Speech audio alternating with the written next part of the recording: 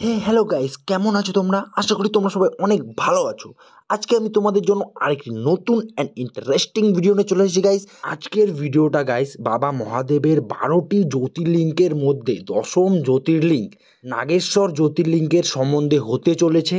তাই গাইস, তোমরা যদি চ্যানেলে নতুন হয়ে থাকো তাহলে চ্যানেলটিকে এখনই সাবস্ক্রাইব করে দাও আর লাইক কমেন্ট শেয়ার তো করে দাও গাইস ভিডিওটাকে। কারণ গাইস, তোমাদের একটা সাপোর্ট আমাকে অনেক এনকারেজ করে ভিডিও বানাতে। তাহলে তোমাদের আরো নতুন নতুন ভিডিও আমি উপহার দিতে পারবো। চলো গাইস, আর বক বক না করে ভিডিওটা শুরু করা যাক। গাইস, এটি হলো আমাদের 12টি জ্যোতির্লিঙ্গের মধ্যে দশম জ্যোতির্লিঙ্গ নাগেশ্বর জ্যোতির্লিঙ্গের গর্ভগৃহ। গাইস, এই জ্যোতির্লিঙ্গটি দুয়ারকা প্রান্ত থেকে 25 কিলোমিটার দূরে অবস্থিত। এখানে আসার জন্য তোমাদের দুয়ারকা থেকে অনেক বাস এবং অটো পেয়ে যাবে। চলো গাইস, এখন মন্দিরের গর্ভগৃহে প্রবেশ করা যাক। গাইস, মন্দিরের ভেতরে প্রবেশ করতে করতে তোমাদের এই মন্দিরের টাইমিংটা বলে দিই। গাইস, সকাল 6টা থেকে দুপুর 1টা পর্যন্ত মন্দির খোলা থাকে। দুপুর 1টা থেকে বিকাল 4টা পর্যন্ত মন্দির বন্ধ থাকে।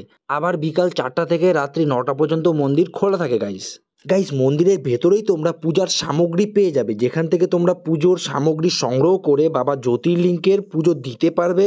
গাইস, ভেতরে ঢুকতেই তোমরা একটি স্ক্রিন দেখতে পারবে যার মধ্যে নাগেশ্বর বাবার পুজো হচ্ছে, সেটা তোমরা লাইভ দেখতে পারবে। এটা ভিড়ের সময় একটু তোমাদের কাজে দেবে। গাইস, তোমরা এখন দেখতেই পাচ্ছ আমাদের নাগেশ্বর মহাদেবের জ্যোতির্লিঙ্গটি।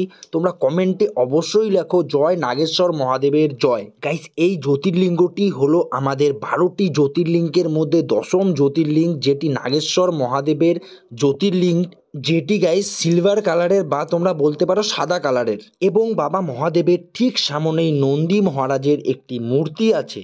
লোকমুখে বলা হয় নন্দী মহারাজকে কিছু বললে সেই ইচ্ছেটা পূরণ হয়ে যায়। তাই গাইজ, আমিও আমার ইচ্ছেটা নন্দী মহারাজকে বলে দিলাম। নন্দী মহারাজ সেই ইচ্ছেটা বাবা মহাদেবের কাছে তুলে ধরবে। ভেতরে একটি মহাদেবের মূর্তি আছে, তার ঠিক অপোজিট সাইডে আমাদের শেরাবালি মাতার মূর্তি এবং তার পেছনে বাবা মহাদেবের ত্রিশূলটি আছে, তোমরা এখানে দেখতেই পাচ্ছ। আর এটি হলো আমাদের নাগেশ্বর জ্যোতির্লিঙ্গ মন্দিরের ভেতরের ভিউটি, তোমরা এখানে দেখতেই পাচ্ছ। গাইজ, আমি জানি তোমাদের মন্দিরের গর্ভগৃহে মানুষের সংখ্যা একটু কম লাগছে, কারণ আমি গরমের সময় এসেছি। আর গাইজ, গুজরাটে গরমের তাপটা প্রচুর বেশি। তাই তোমরা যদি নাগেশ্বর জ্যোতির্লিঙ্গের দর্শন করতে আসো তাহলে নভেম্বর থেকে ফেব্রুয়ারি এর মধ্যেই আসবে, তাহলে শান্তি করে মন্দিরটা দর্শন করতে পারবে। গাইস, এখন বাইরে বেরিয়ে পড়েছি। বাইরে কি আছে সেটা তোমাদের দেখাবো, আর বড় মহাদেবের যে মূর্তিটা আছে সেটা তোমাদের দেখাবো। তাই গাইস, তোমরা যদি ভিডিওটা এখনো লাইক না করে থাকো তাহলে তোমরা অবশ্যই ভিডিওতে একটা লাইক করে দাও আর ভিডিওটা একটু শেয়ার করে দাও যদি তোমাদের ভিডিওটা ভালো লেগে থাকে।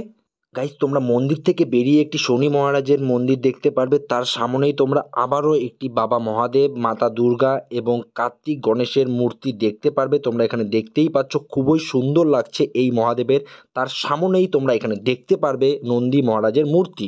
গাইস, একটু বেরোলেই কবিতরের একটি বাসা দেখতে পারবে এবং তার ঠিক সামনেই তোমরা বাবা মহাদেবের বড় মূর্তিটি দেখতে পারবে। গাইস, তোমরা যদি এই নাগেশ্বর মহাদেবের জ্যোতির্লিঙ্গে আসতে চাও বা গুজরাটের দুয়ারকাতে আসতে চাও তাহলে তোমাদের বিস্তারিত একটি আমি ভিডিও বানিয়েছি, তোমরা সেই ভিডিওটা দেখো গাইস। আমি ডিসক্রিপশনে লিঙ্কটা দিয়ে দিয়েছি, তোমরা চাইলে ভিডিওটা দেখতে পারো। গাইস, আজকের ভিডিওটা এখানেই শেষ করছি। তোমাদের যদি আরও কোনো কোশ্চেন থাকে এই ভিডিও সম্বন্ধে তাহলে তোমরা অবশ্যই কমেন্টে লিখতে পারো, আমি সব কমেন্ট পড়ে থাকি গাইস। আর যদি তোমাদের ভিডিওটা ভালো লেগে থাকে তাহলে একটা শেয়ার করে দাও। চলো guys, tata bye bye, see you guys.